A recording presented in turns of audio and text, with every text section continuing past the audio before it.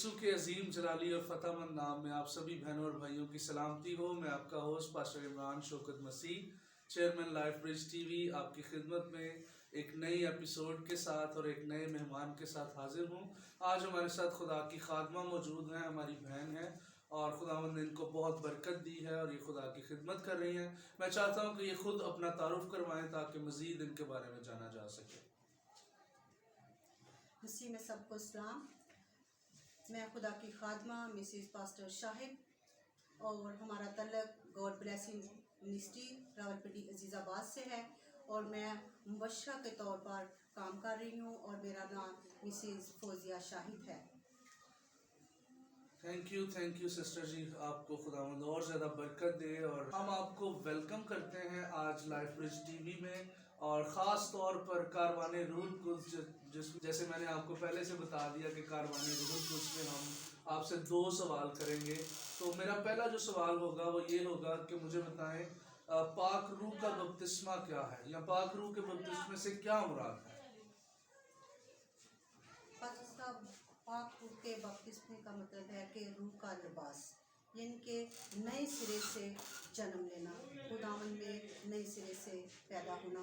और इसलिए पानी का बपतिस्मा लेते हैं तो जब हम पानी का बपतिस्मा लेते हैं, नए सिरे से खुदावन में पैदा होते हैं, तो फिर यीशु हमें गिफ्ट के तौर पर पाक रूह का बपतिस्मा देता है। और ये पाक रूह हमारा मददगार है, क्योंकि खुदा ने कहा कि मैं जाता हूँ तुम्हारे लिए दूसरा मददगार भेजूँगा। और ये पाक रूह हमारी ज़िंदगी में तब आता है जब हम खुदावन को अपना निजात दहिंदा कबूल करते हैं, उसे अपनी ज़िंदगी देते हैं, पानी का बपतिस्मा लेते हैं, और फिर हमें खुदा गिफ्ट के तौर पर पाक रूह का बपतिस्मा देता है। और ये हमारी ज़िंदगी में बहुत काम करता है।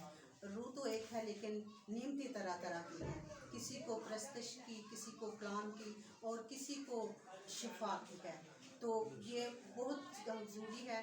रूह का बपतिस्मा जब होता है तो ये हमारी ज़िंदगी में बहुत बड़े बड़े काम करता है। और कलाम में लिखा है जो रूह नाल होवे दुआ ते मुजज़े होंदे ने। और ये पाक रूह हमारी शिफायत करता है।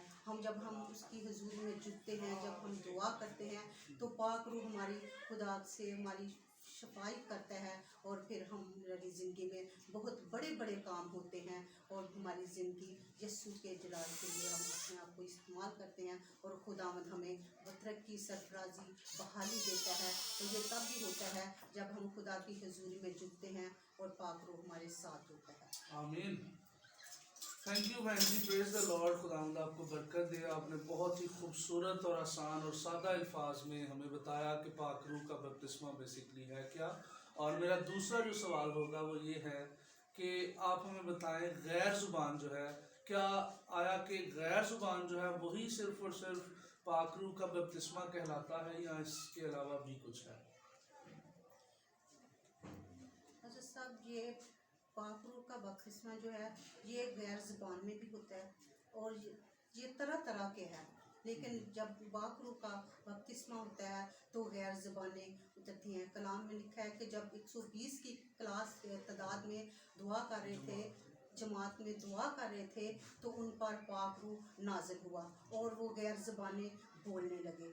ये खुदा बपतिस्मा जो है ये गैर ज़बान की वो है। तो इससे हमें कुव्वत मिलती है, हम ज़ोर पकड़ते हैं, और ये खुदा की बहुत बड़ी ब्लेसिंग है कि हम उसके ज़ोर में बढ़े और खुदा हमें फिर इस्तेमाल करता है। आमीन आमीन। अच्छा बहन जी, थोड़ा सा यहाँ पे कन्फ्यूजन आ रही थी, मैं चाहता हूँ कि देखने वाले जो बहन भाई हैं उनको क्लियर हो जाए।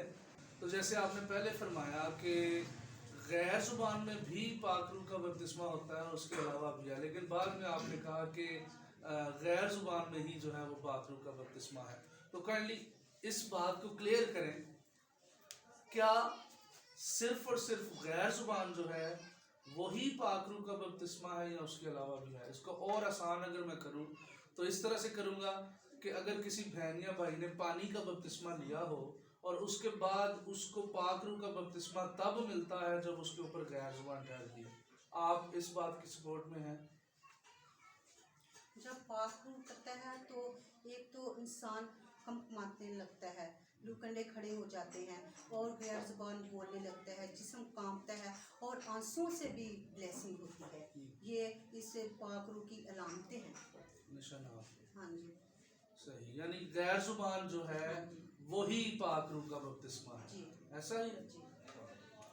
थैंक यू सो मच बहन जी, बहुत शुक्रिया, खुदावंद आपको बरकत दे। और मैं आप सबको इनकरेज करता हूँ कि पाक रूह के बारे में जानने के लिए, मज़ीद डीपली इसको सीखने के लिए हमारे साथ जुड़े रहिए। अगले प्रोग्राम तक के लिए इजाज़त चाहूँगा। बहुत जल्द एक नए एपिसोड में नए मेहमान के साथ आपसे मुलाकात होगी। खुदावंद आप सबके साथ हो।